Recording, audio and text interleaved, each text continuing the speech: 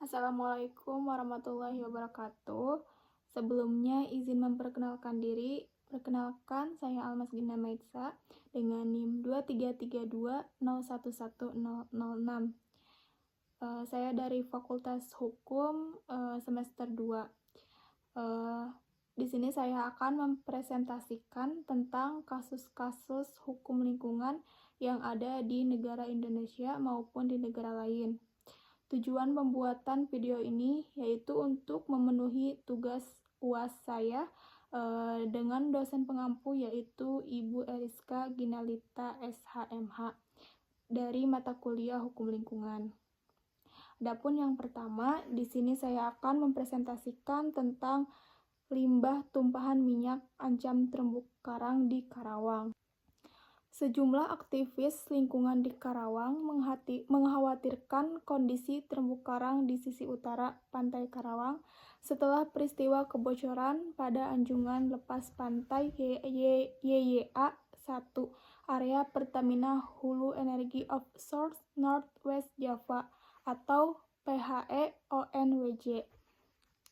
Mereka meminta pihak terkait bertanggung jawab terhadap ekosistem perairan laut yang terdampak.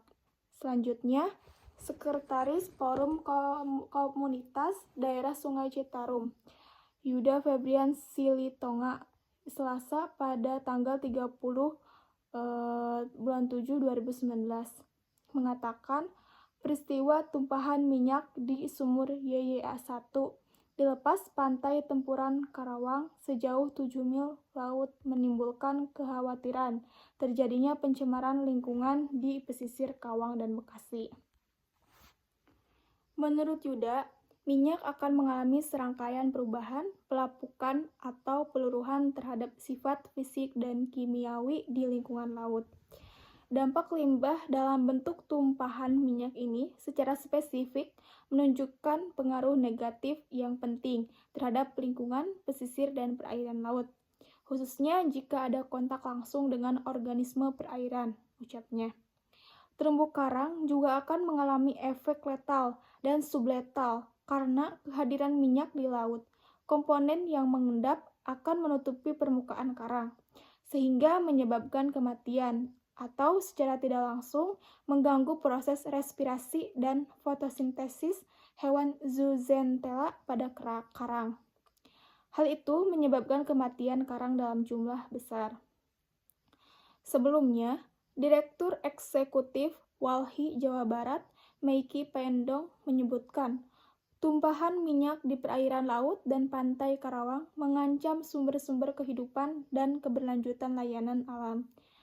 Pertamina harus tuntas dalam melakukan upaya pemulihan ekosistem laut, pantai, dan mangrove yang terkena dampak tumpahan minyak. Yuda meminta pihak terkait memperhatikan lingkungan perairan laut di Karawang, memastikan tidak ada tumpahan minyak yang masih terapung atau mengendap di lingkungan perairan laut, serta merehabilitasi ekosistem perairan laut yang terdampak. Tidak boleh ada hal yang ditutupi terkait kejadian tumpahan minyak di sumur YYA 1. Baik buruknya harus disampaikan ke publik agar menjadi evaluasi bersama, katanya. Pertamina telah menurunkan 5 gian oktopus skimmer yang dapat menyedot tumpahan minyak dengan kecepatan tinggi. Alat ini dinilai mampu mengangkat minyak dengan kecepatan sekitar 250.000 liter per jam. Selanjutnya, tumpahan minyak dipompa ke kapal-kapal untuk penampungan sementara. Vice President Corporate Communication Pertamina Fajriyah Usman mengatakan, static oil boom ditempatkan di sekitar anjungan YY yang diindikasikan terdapat sumber utamanya. Keluarnya minyak mentah sehingga dapat mengisolasi minyak tersebut agar tidak melebar ke mana-mana di lautan. Pertamina berupaya maksimal menangani tumpahan minyak dengan menerjunkan berbagai peralatan dan metode sesuai standar di industri migas, ujar Fajriyah dalam keterangan tertulisnya Minggu 28 bulan 7 2019.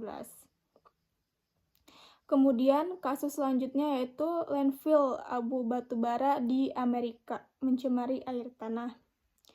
Sebuah laporan studi di Amerika menemukan bahwa sebanyak 91% pembangkit listrik tenaga batubara di Amerika, 265 dari 292, yang diketahui telah mencemari air tanah dengan polutan beracun, tidak melakukan penataan hukum terkait upaya pemulihan akibat pencemaran air tanah yang telah terjadi.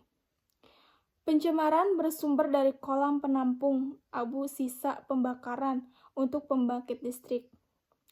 Studi disusun oleh lembaga Earth Justice dan The Environmental Integrity Project dengan mengamati 292 pembangkit batubara yang beroperasi di Amerika. Studi tersebut menjadi kelanjutan studi dari Earth Justice di tahun 2019, di mana ditemukan bahwa sebanyak 242 pembangkit dari 265 pembangkit listrik AS yang memantau air tanah telah melaporkan tingkat yang tidak aman dari setidaknya satu polutan yang berasal dari abu batubara.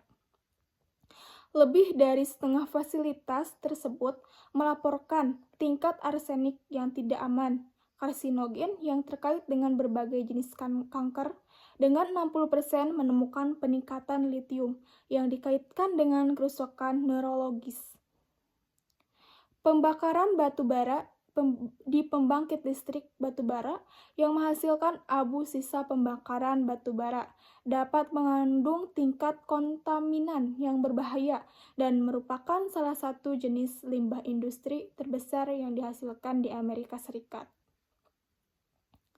Pada tahun 2015, Badan Perlindungan Lingkungan Amerika, the US Environmental Protection Agency atau EPA, mengumumkan serangkaian persyaratan yang komprehensif untuk pengelolaan abu batubara di tempat pembuangan akhir dan penimbunan yang dikenal dengan istilah the Coal Ash Rule. Menurut EPA dalam situsnya, peraturan tersebut dipicu karena terjadinya bencana tumpahan abu batubara di stasiun pembangkitan sungai dan Duke Energy dan hampir 160 kasus kontaminasi air di seluruh AS.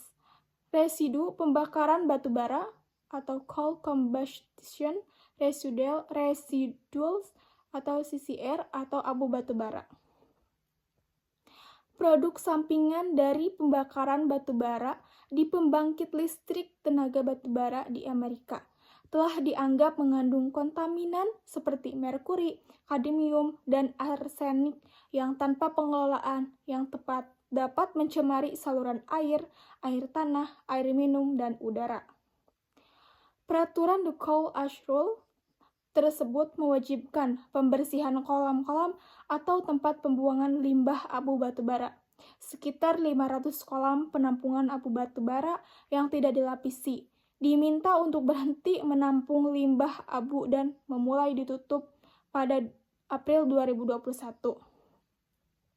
Diketahui, pembangkit batubara Amerika menghasilkan sekitar 100 juta ton abu batubara setiap tahun, dengan sedikitnya 2 miliar ton tersimpan dalam kolam-kolam penampungan abu batubara dengan kualitas yang berbeda-beda.